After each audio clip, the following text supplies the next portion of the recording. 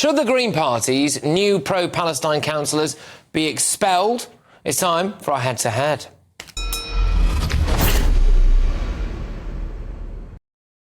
And the Green Party has been forced to launch an investigation after concerns were raised about the behaviour of some of their new pro-Palestine councillors voted in at the local elections over the weekend. So this was councillor Mothin Ali's celebration after he won in Leeds. Raise the voice of Palestine! Allahu Akbar! Reports have since emerged stating that Ali played a pivotal role in the hounding of the Jewish chaplain at the University of Leeds, Rabbi Zachariah Deutsch, who went into hiding after receiving threats from pro-Palestine activists because he served with the Israeli army. But it's not just Mothin Ali, apparently. Green Party councillor in Bristol, Mohammed Makawi, claimed in social media posts that Hamas's massacre of innocent Israelis was an American Zionist lie. And another Green councillor, Imtiaz Ali, branded Zionists as nothing more than common thieves, willing to massacre thousands in the process. That was in a Facebook post last December. So look, tonight I am asking, should these candidates be immediately expelled from the Green Party? Going head-to-head on this are the chairman of the National Jewish Assembly, Gary Mond, and the co-founder of the Muslim Debate Initiative, Abdullah Al-Andalusi. Gary, I'll start with you. What's your view? Should they be expelled? My view is that anybody in politics of whatever party who advocates any form of violence has got no place in public life and no place in a major political party like the Green Party. When you shout Allahu Akbar, I appreciate that means God is great, but it is the shout that's used by Hamas terrorists and others who kill Jews in Israel. Allahu Akbar. If you shout that, you have no place in politics. Abdullah, your views on that then? Firstly, I think that's quite ridiculous because Allahu Akbar is what Muslims say every time they pray. It means God is great. It's a Semitic word. Allah is a Semitic word. Jesus would have said a word similar to that. And it's simply just an exaltation. It should not be associated with people who commit terrorist acts. In fact, just as it would be anti-Semitic to blame all Jews for the act of Israel, it would be also anti-Muslim to demonize a Muslim exaltation of prayer simply because there are some individuals in the world that haven't used it improperly. Does it change that slightly, Abdullah, when the whole point of him standing is as he says, you know, for Gaza and for Palestine? Does it change that? Because, I mean, I'm not hearing any kind of denunciation of Hamas there. So is there a context there when it comes to shouting that or not? Well, it would appear that his platform is anti-genocide, pro-Palestinian rights, and he campaigned on that platform to guarantee the rights of British people, presumably, to be able to protest free from government harassment, demonisation, and the attempt to curb people's democratic rights in the UK to do demonstrations and protests.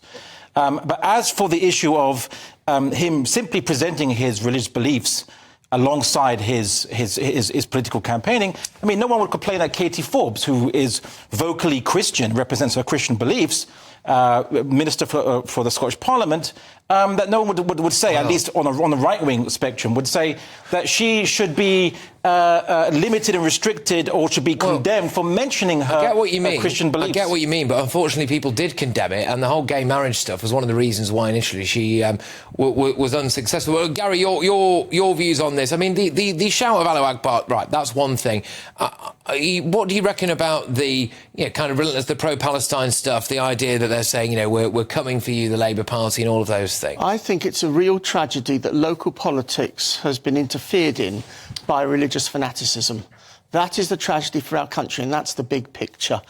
And I really absolutely condemn it. The involvement of this. There are far more important local issues that affect constituencies all over the country, and people have been voting in the elections, and to suddenly have the events of 2,000 miles away brought into play as an election issue is tragic in our country. And Abdullah, it's not really all about Palestine, is it? We saw very quickly the MuslimVote.co.uk issuing a list of 18 demands to the Labour leader. One of those was to be bang in favour of Sharia pensions, for example. I mean, what's all that about? No, well, firstly, religion doesn't have anything to do about it. Anyone who has any humanitarian bone in their body would feel sorry for the plight of the Palestinians. But what's the Sharia pension got to do? That have been denied their independence for 77 years. OK. Under the justification that Jewish Europeans have a better right to Palestine than native Palestinians. What about all the Arab Jews who came to Israel when it was formed? It's not a Jewish European country. Well, who formed who set up the Zionist movement in the first place? It was Jewish Europeans. The Arab Jews. Wait. Let Abdullah finish, and then we'll go to you. When the state of Israel was established, there was no wasn't many Arab Jews in Israel anyway. We're talking about who set up the Zionist movement. It was Jewish Europeans who argued that they have a superior right Can I just stop us here? Because actually what I am talking about is the potential for a new religious movement within British politics, which is directly relevant to this. And certain things like the Sharia pensions, for example, that to me seems like, is it one step away? The natural progression from that, I suppose, would arguably be things like blasphemy laws. And is that what happens when you get more councillors standing and winning on a overtly Muslim ticket? Wait, well, Sharia pensions this is a red herring. There are, Judaism-compliant pensions in the UK, which is no one would say, oh no, Jewish law is coming to the UK. You'd be condemned as an anti-Semite for that, rightfully so. So likewise, if people want to voluntarily enter into contractual agreements for pensions, which are just Sharia compliant, how's that an issue if it's voluntary, it's consensual, no one's being forced to it? If other religions get that privilege too, well, it's not even a privilege, it's just a simple, basic civil right. So I think bringing religion into this is a big red herring to distract from the issue that British people want to have their rights protected when they are demonstrating and protesting against a genocide happening across the world that Britain has been involved with. Gary, in your view, is it really all about Palestine, do you think? No, I think if you look at the 18 requests, the 18 demands from the Muslim vote, there's a great deal of worry, which I think Jews and Christians and others will feel alike, in the requirement for legislation to make Islamophobia an offence, because I think that it's perfectly OK to criticise Judaism, it's perfectly OK to criticise Christianity, and it must also be perfectly OK to criticise Islam in certain situations.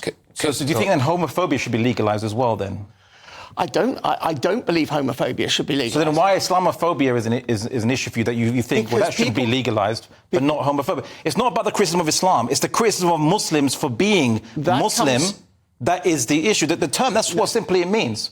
So if we have definitions of anti-Semitism that include the criticism of Israel, which is ridiculous, right, then surely we should be for criticising Muslims for simply being Muslim and for demonising Muslims and scaremongering Muslims for simply just wanting the same civil rights as every other people parallel in this to country. Anti-Semitism is anti-Muslim hatred, and I totally condemn all forms of anti-Muslim hatred. OK, look, guys, can we just spark it? Because we are going to just chat now quickly, albeit, but about the ongoing situation in Rafah. So Israel's invasion of Rafah has begun. We have a live shot of it right now. So as we understand it anyway, it's a ground invasion. I think it started a couple of hours ago. Ceasefire talks broke down.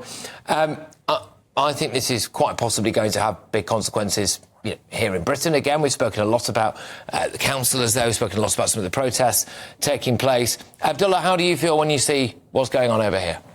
Well, ceasefire talks haven't broken down. Apparently, Hamas has agreed to the proposal that was given to them, and the question is now the ball's in the court of Benjamin Netanyahu and his government, who, with right-wing pressure, are told to continue military operations despite any ceasefire agreement. He's facing that pressure, and most likely he won't care. As he stated before, it won't matter at all to his military campaign to whatever ceasefire agreement is agreed. Gary, is what's going to happen now justified? Yes, absolutely. A fundamental requirement of Israel is the elimination of Hamas. To for us ever have peace in the region, Hamas has to go, and this is a necessary step taken to ensure that Hamas does go. And what happened was when it seemed that Hamas was agreeing, they were agreeing with an amended Egyptian-Qatari proposal, which didn't take account of Israel's requirement for Hamas to be removed. Hamas are a symptom of a very long problem. Hamas wasn't there from 1948, the beginning of Israel. Palestinian resistance has been for 77 years. Right, Hamas is only some recent but they do have to go, that right? Benjamin Netanyahu himself argued was useful for him to deny the Palestinians a state. But they do have to go. The issue is who? Sorry, Hamas. They've got to go, right? I think that the ICC should put arrest warrants for everyone who's participated in genocide and killing civilians, including the Israeli government and so on and so forth. What about Hamas, though? Yeah. Well, let the ICC issue arrest warrants to everyone and indict them in court. If they have nothing to worry, I mean, that's if they are innocent, they have nothing to worry. They should be arrested.